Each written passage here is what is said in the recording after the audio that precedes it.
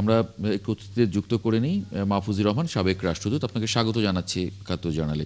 মাহফুজুর রহমান, এর আগেও গতকালকেও আপনার সঙ্গে কথা হয়েছে সম্ভবত, একই বিষয় নিয়ে আমরা কথা বলছি, ভারত বাংলাদেশ সম্পর্ক নিয়ে। আরও কতদিন আমাদের কথা বলতে হয় সেটা নিয়ে আমরা আসলে সন্দিহান। সবগুলো পত্রিকা খুব বড় বড় করে খবর করেছে, আজকে আমরা দেখে নিলাম। সারাদিনে আজকে ঘটনাবহুল ছিল, বিক্ষোভ হয়েছে, ভারতেও বিক্ষোভ হয়েছে। সেই জায়গা থেকে আসলে কি দেখেন, সম্পর্কটা কোথায় গিয়ে ঠেকছে? এতদিন ধরে ভারত সরকারের পক্ষে যারা বিভিন্ন সময়ে বাংলাদেশকে সম্পর্কিত করে বক্তব্য রেখেছিলেন, সেখানে একটা ইঙ্গিত তারা বরাবরই দিয়েছিলেন যে তারা নির্বাচিত সরকারের জন্য অপেক্ষা করছেন।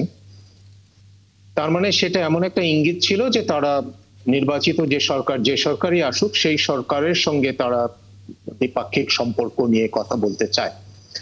এখন যেহেতু বাংলাদেশে নির্বাচনের তফসিল ঘোষণা হয়ে গেছে এবং আমরা নির্বাচনের জন্য অপেক্ষা করছি, সেরকম একটা সময়ে ভারতের দিক থেকে সম্পর্ক আরো একটু অবনতির দিকে যাওয়ার ক্ষেত্রে যে ভূমিকা, তাতে আমরা যথেষ্ট বিচলিত এবং উদ্বেগের কারণ দেখছি।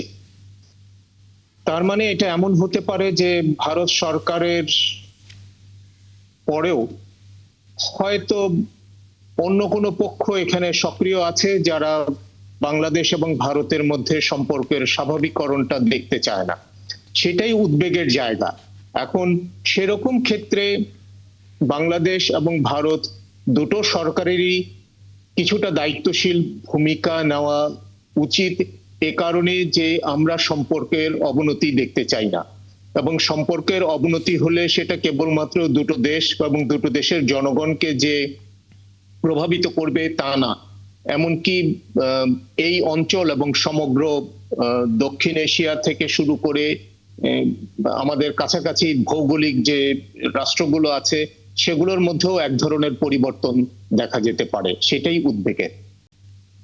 মানে আপনি কি এরকমটি মনে করছেন যে আমরা দেখছি যে এক দেশে যখন বিক্ষোভ হচ্ছে, অ্যাম্বাসির সামনে, ঠিক তার কিছুক্ষণ পরে আমরা অন্য দেশে বিক্ষোভ দেখছি, সেখানে সাধারণ মানুষের আসলে এই ধরনের কিছু সাময়িক উত্তেজনার বশবর্তী হয়ে বিক্ষোভ বা এই ধরনের ঘটনা ঘটতে দেখি আমরা।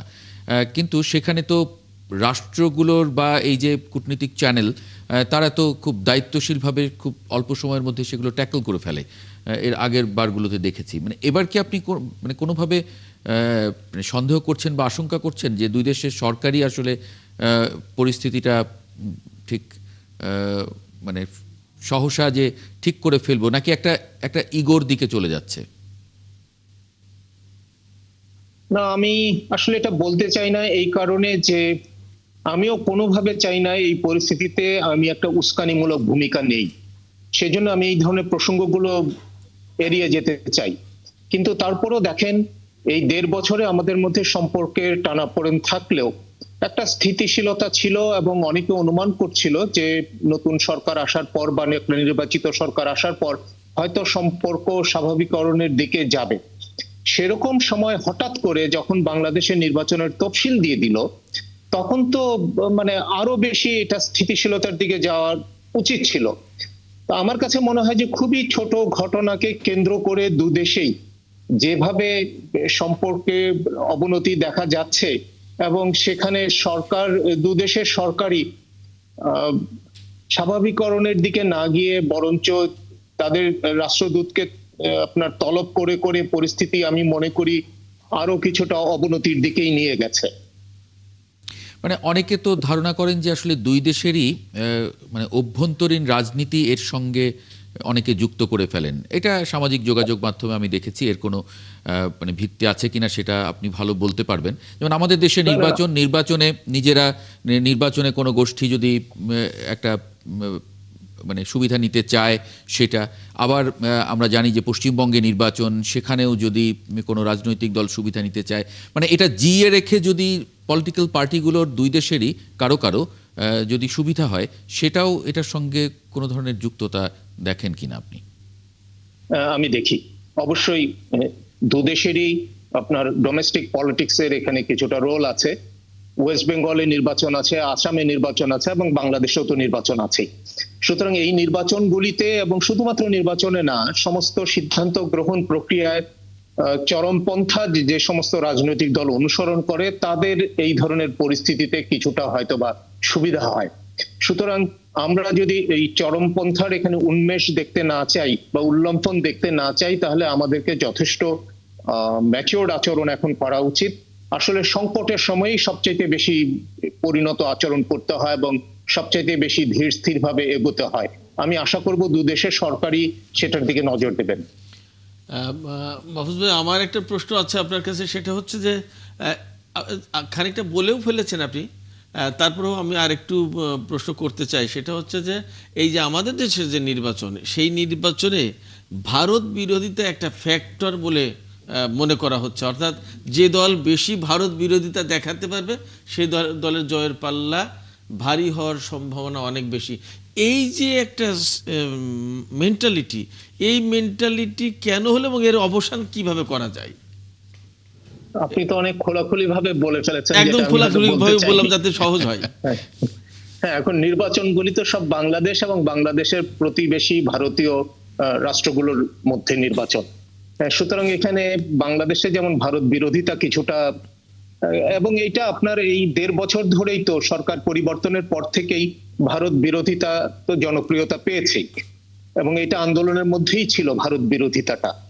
একইভাবে আপনি যদি পশ্চিমবঙ্গ এবং আসাম দেখেন, সেখানেও কোন কোন রাজনৈতিক দলের জন্য এটা একটা লাভজনক উপাদান হতে পারে যদি বাংলাদেশ বিরোধিতা সেখানে জিইয়ে রাখা হয়। সেই জন্য আমার মনে হয় যে ডোমেস্টিক পলিটিক্স এখানে একটা রোল প্লে করছে।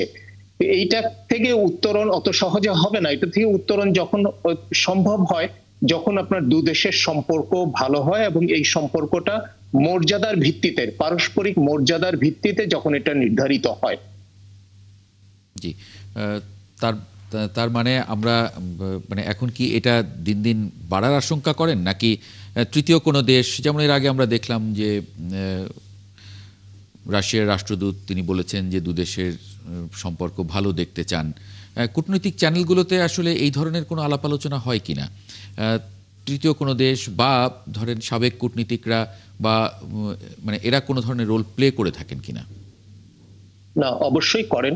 শুধুমাত্র রাশিয়া বা মানে একটা দুটো দেশ না, আমার ধারণা বিশ্বের সবগুলো দেশ বা লিডিং সবগুলো দেশই চাইবে ভারত এবং বাংলাদেশের মধ্যে সম্পর্ক উন্নত হোক এবং স্বাভাবিক হোক।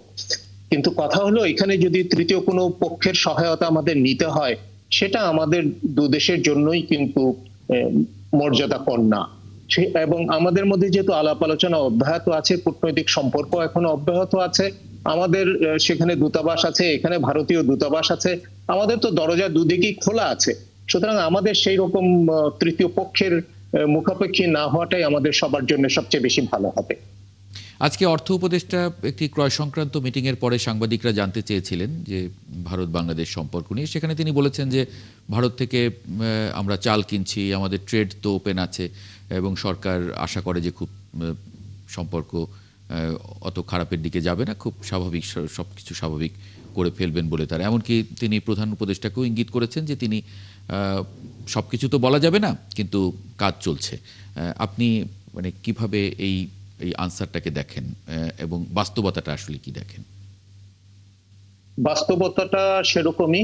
আমাদের তো দু দেশের মধ্যে 15-16 বিলিয়ন ডলারের আপনার ট্রেড, এবং সেখানে বাংলাদেশের রপ্তানিও কিন্তু কম না। সুতরাং আর শুধুমাত্র বাণিজ্য না, বাণিজ্য ছাড়াও আরো বহুমুখী দিক আছে। আপনি জানেন যে আমাদের কিছুদিনের মধ্যে এই ফারাক্কা চুক্তি নিয়েও নতুন করে কথা বলতে হবে, কেননা সেটার মেয়াদও শেষ হয়ে যাচ্ছে। তো এইরকম একটা পরিস্থিতিতে আমরা তো কোনোভাবেই দু দেশের সম্পর্কর অবনতি হচ্ছে বা খারাপ হচ্ছে সেরকম জায়গার কথা কল্পনা করতে পারি না, কারণ তাতে আমরা দুটো দেশই কিন্তু অনেকখানি পিছিয়ে যাব। এবং আমাদের স্বার্থ, মানে বাংলাদেশের স্বার্থ এখানে কোনো অংশে কম না। আমি মনে করি একতরফা ভাবে হলেও বাংলাদেশের পক্ষ থেকে তার সদিচ্ছা সবসময় প্রদর্শন করা উচিত যে আমরা সম্পর্ক ভালো করতে চাই। জি, আপনি কি কোনো মানে সামরিক আগ্রাসনের কোনো আশঙ্কা দেখেন? না, একেবারেই দেখি না। জি, অনেক ধন্যবাদ মাহফুজুর রহমান যুক্ত হবার জন্য একাত্তর জার্নালে। সিরাজুল ইসলাম, কোনো কিছু যদি যুক্ত করার না থাকে তাহলে আমরা শেষ করতে পারি। না, যুক্ত করার সামান্য ছোট্ট একটা কথা আমি বলি এই ক্ষেত্রে, এই প্রসঙ্গে, যেহেতু আমি আন্তর্জাতিক ঘটনাবলী নিয়েও কথা বলি, লিখি, সেই জায়গা থেকে একটা কথা বলি যে রাশিয়ার প্রসঙ্গ যেটা আসলো, এই ক্ষেত্রে আমি মনে করি রাশিয়া আন্তর্জাতিক অঙ্গনে একটা বিগ ফ্যাক্টর, বিগ প্লেয়ার। রাশিয়ার সাথে ডিপ্লোমেসিটা আমার মনে হয় যে আমাদের বাংলাদেশে যে সরকারই থাকুক না কেন, প্রত্যেকটা সরকারের ডিপ্লোমেসিটা আরো বেশি ক্লোজ করা, ঘনিষ্ঠ করা উচিত। জি, ঘনিষ্ঠ করলে বাংলাদেশ লাভবান হবে অনেক ধন্যবাদ। আন্তর্জাতিক ক্ষেত্রে। অনেক ধন্যবাদ সিরাজুল ইসলাম যুক্ত হবার জন্য।